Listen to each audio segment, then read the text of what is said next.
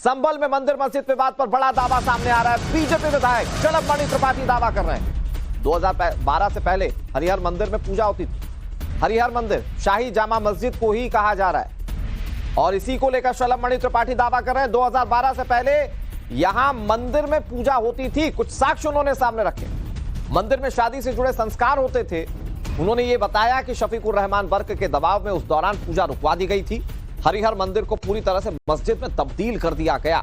शलभमणि त्रिपाठी ये बड़े दावे कर रहे हैं। ये सोशल मीडिया प्लेटफॉर्म एक्स पर उन्होंने बातें कही और इसके साथ उन्होंने कुछ नक्शे, कुछ पुरानी फोटोग्राफ्स शेयर की हैं जिसमें उन्होंने बताया कि कैसे हिंदू रीति रिवाजों के साथ इस मस्जिद में लोग पूजा अर्चना करते रहे, क्योंकि हिंदू पक्ष दावा कर रहा है कि ये तो हरिहर मंदिर है और उसे तोड़कर वहां पर उसे मस्जिद बनाया गया। शलभमणि त्रिपाठी कह रहे हैं कि 2012 से पहले पूजा होती थी। शफीकुर रहमान वर्क के कहने पर फिर उसे पूरी तरह से मस्जिद में तब्दील किया गया। इधर संभल में मंदिर के दावे वाला 1000 साल पुराना नक्शा सामने आया है। उस नक्शे में क्या ऐसी खास बातें जो संभल के जामा मस्जिद और हरिहर मंदिर के दावे के तार को सुलझाती दिख रही हैं, वो आपको बताने की कोशिश करते हैं। ये देखिए 1000 साल पुराना नक्शा और ये बहुत कुछ बता रहा है। ये शक संवत 987 का नक्शा बताया जा रहा है। अब मैं इस नक्शे को थोड़ा सा आपको समझाने की कोशिश करता हूं। पहले तो ये जानिए कि ये नक्शा है कितना साल पुराना। ये सन 1065 हमारी कल्पना से परे, लेकिन दावा किया जा रहा है 1065 शक संवत 987 का है। अब मैं आपको बताने की कोशिश करता हूं कि क्या है ये बनाया पंडित शिव नारायण शास्त्री, उन्होंने ये नक्शा बनाया। अब इस नक्शे में क्या दिखाया जा रहा है? जिस जगह पर इस वक्त क्लेम हो रहा है कि हरिहर मंदिर है, उसी का ये नक्शा होने का दावा किया जा रहा है। ये हरिहर मंदिर है। ये देखिए यहां पर ये हरिहर मंदिर होने का दावा किया जा रहा है। इसके ठीक बगल में कल्की मंदिर होने का दावा किया जा रहा है। तो ये नक्शा सामने रखा गया है। कहा जा रहा है कि ये हजारों साल पुराना है और हजारों साल पुराने नक्शे में यहां पर मंदिर था। ये वहां पर पूर्वजों ने बनाया था और इसको लेकर यह दावा किया जा रहा है। अब आप ये सोच रहे होंगे कि हो सकता है कि नक्शा दूसरा हो। अब मैं आपको बताता हूं कि कैसे ये दावा किया जा रहा है। एक बार जरा फिर से शुरू से इस नक्शे को चला दीजिए। तो ये आप देखेंगे कि यहां पर संभल के तीर्थ व कूपों का मान, संभल में कितने मंदिर हैं, वहां कितने कुएं हैं, उसका मान, उसकी गणना इस पूरे नक्शे में की गई है। तो वो जो एक नक्शा इससे पहले हम आपको दिखा रहे थे, उसका ये बड़ा प्रारूप इस वक्त आप देख रहे हैं। 1000 साल पुराना नक्शा मस्जिद में मंदिर की गवाही दे रहा है। संभल तीर्थ क्षेत्र सूची पत्रम शक संवत 987 का है और आप इसको हो सकता है कि खुलकर ना देख पा रहे हो, इसको जूम कर देते हैं। ये देखिए इस नक्शे में ये वाला हिस्सा जो है वो हरिहर मंदिर होने का दावा किया जा रहा है। इसी जगह पर शाही जामा मस्जिद है इन दिनों, लेकिन ये पुराना नक्शा जो हजारों साल पुराना है, लोग कह रहे हैं कि मस्जिद तो बाद में बनी, पहले ये मंदिर था। ये नक्शा इस बात की गवाही दे रहा है और उसके ठीक बगल में कल्की मंदिर है। आप इसमें देखेंगे मंदिर के अंदर ये हवन कुंड होने का दावा किया जा रहा है। ये धारणी कूप का दावा किया जा रहा है। ये जो कूप है, ये यानी कि कुआं, इसके अभी भी होने का दावा किया जा रहा है। कहा जा रहा है कि उसको पाट दिया गया है, उसके ऊपर मस्जिद बना दी गई है।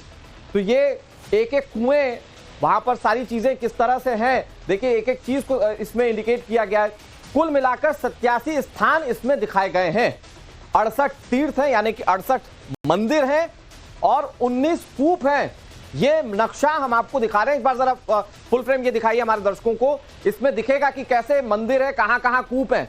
मैं ये दिखा रहा हूं, देखिए ये हवन कुंड है, ये मंदिर है, ये कल्की मंदिर है। ये जो आप देख रहे हैं ये छोटे छोटे गोले, ये जो रेड वाले जो गोले, इसमें आप देखेंगे कि ये सारे कुएं हैं। हिंदू धर्म में कुएं की मान्यता क्या है ये आप सब जानते हो। अगर हिंदू धर्म से ताल्लुकात रखते हैं, किसी भी धार्मिक आयोजन में कुएं की पूजा की जाती है। मंदिर के आसपास कितने कुएं हैं वो इसमें साफ दिख रहा है। उन्हें हालांकि अब पाट दिया गया है, कई सारे कुओं का अस्तित्व नहीं है, लेकिन इस नक्शे में वो साफ दिखता है। और इसी नक्शे के आधार पर हिंदू पक्ष दावा कर रहा है कि जो शाही जामा मस्जिद जिसे कहा जा रहा है, वो शाही जामा मस्जिद दरअसल पहले हरिहर मंदिर था और चूंकि कल्की धाम से जुड़ जाता है ये, तो हिंदू पक्ष कहता है कि हम इसका दावा नहीं छोड़ सकते। एक जरा हमारे सहयोगी की रिपोर्ट आप देखिए। ऐसा ही ये पूरे संभल का नक्शा है और ये स्कंद पुराण से लिया गया है। स्कंद पुराण में सबसे अंत में भूमि वाराह खंड है, ये उसमें से लिया गया है और इसमें संभल में जितने भी तीर्थ हैं सबको दर्शाया गया है। और इसके बीच में हरि मंदिर है, हरि मंदिर के पास में ये कल्की मंदिर है जिसमें आप बैठे हुए हैं और ये सारे तीर्थ हैं जिनकी लिस्ट ये दी गई है। ये सारी लिस्ट है। तो कौन सा तीर्थ किधर किस दिशा में है, इस हरि मंदिर से, ये इस नक्शे में बताया गया है कि हरि मंदिर से इतनी दूरी पर इस दिशा में फलाना तीर्थ है। तो सारे तीर्थों के नाम है ये उसी से लिया गया है। और ये नक्शा लगभग 1000 वर्ष पुराना है, जैसा कि इसमें ऊपर लिखा है। और हकीकत में क्या, संभल भगवान कल्कि की जन्मभूमि है।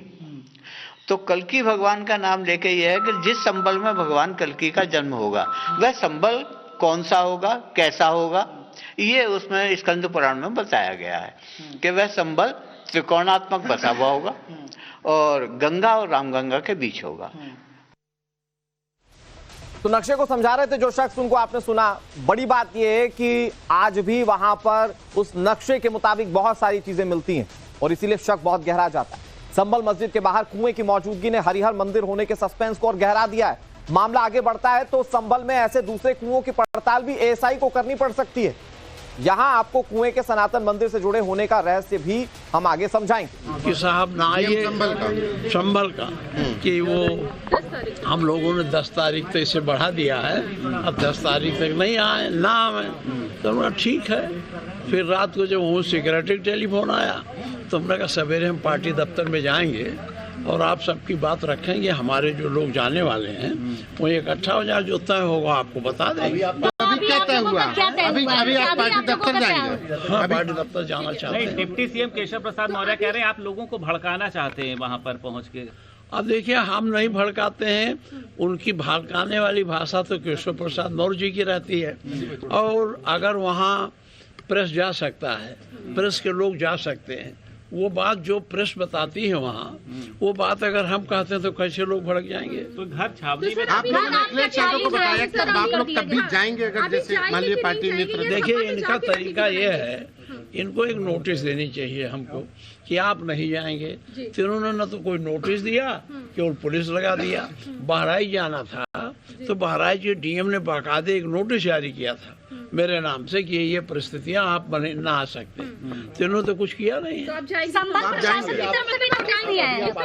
अभी आप जा रहे पार्टी कार्यालय जाएंगे? हाँ, पार्टी कार्यालय जाएंगे, वहीं हम लोग आपस में बात करेंगे क्या हमको करना चाहिए। सर, उसके बाद बाकी लोग कहाँ पर मिलेंगे? अगर बाकी लोग नहीं, बाकी लोग जो है ये तय था कि लोग आएंगे, वो संभल के पास मिलेंगे। अब वो लोग अपना अपना, जब हमारे यहाँ ये है तो उनके यहाँ भी ऐसे पुलिस लगी होगी। हाँ, आखिर सरकार संभल क्यों नहीं जाने देना चाहती? क्या ये आप हमसे क्यों पूछते हो? सरकार से पूछो ना।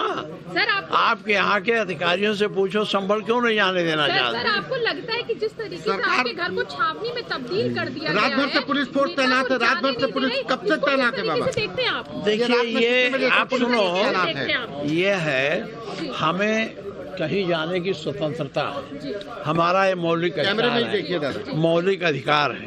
लेकिन दुर्भाग्य ये सरकार संविधान पर विश्वास नहीं करती, इस नाते सारे मौलिक अधिकारों को भी उसको भी पालन करने नहीं देना चाहती। और मैं नहीं समझता क्यों पुलिस लगी। अभी तो पुलिस के लोगों से मेरी बात हुई नहीं, क्यों पुलिस लगी है, क्या लगाया है। और हम तो बहुत ही पुलिस देखे हैं, इमरजेंसी में भी देखा।